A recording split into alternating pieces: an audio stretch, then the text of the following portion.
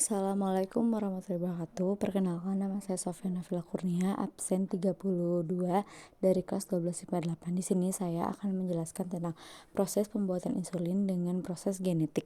Salah satu teknik rekayasa genetik dalam bidang kedokteran yang telah berhasil dan giat dikembangkan adalah pembuatan insulin manusia oleh bakteri yang menyediakan insulin secara cepat dan dilakukan pemanfaat sel bakteri melalui teknik pencakokan gen atau rekombinasi gen.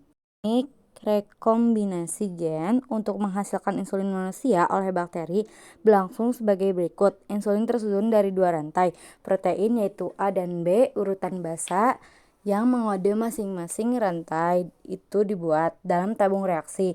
Tiap DNA A dan B ini kemudian dihubungkan dengan gen bakteri yang mengode enzim Fs galaktosidase sehingga membentuk gen hibrid.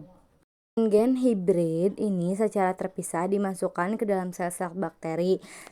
Tiap gen hibrid menunjukkan ekspresinya dan bakteri membuat suatu hibrid protein B galaktosidase A atau B protein hibrid dipisahkan dari protein bakteri lainnya dan rantai insulin dibebaskan dengan pelakuan kimia. Dua rantai peptida itu kemudian bersatu dan terbentuklah insulin manusia yang aktif. Insulin adalah suatu hormon polipeptida yang diproduksi dalam sel-sel kelenjar, Langerhans, pankreas. Insulin berperan penting dalam regulasi gula darah. Kadar gula darah dijaga 3,5 sampai 8,0 mmol per liter. Hormon insulin yang diproduksi oleh tubuh kita dikenal juga sebagai sebutan insulin endogen. Namun, ketika kelenjar pankreas mengalami gangguan sekresi guna memproduksi hormon insulin. Di saat inilah tubuh membutuhkan hormon insulin dari luar tubuh, dapat berupa obat buatan manusia atau dikenal juga sebagai sebutan insulin oksigen. Kekurangan insulin dapat menyebabkan penyakit seperti diabetes mellitus.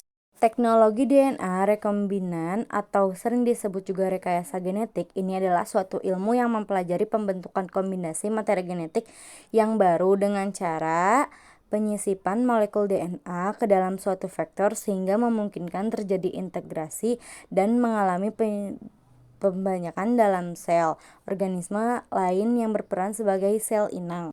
Teknik DNA rekombinan meliputi isolasi DNA, teknik memotong DNA, teknik menabung DNA, dan teknik untuk memasukkan DNA ke dalam sel hidup. Ada 3 faktor utama. 1. Vektor adalah pembawa gen asing yang akan disiapkan biasanya berupa plasmid. Plasmid diambil dari bakteri dan disisipi dengan gen asing. 2. Bakteri untuk memperbanyak plasmid. Makin banyak plasmid yang direplikasi, makin banyak pula gen asing yang dikopi sehingga terjadi cloning gen. 3. Enzim untuk memotong dan menyambungkan plasmid.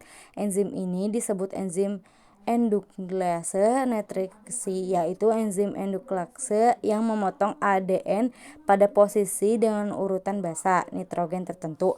Enzim ligase merupakan enzim yang digunakan untuk menabungkan ujung sambung splice dari vektor dan DNA donor untuk membentuk suatu vektor rekombinan. Sekian video dari saya.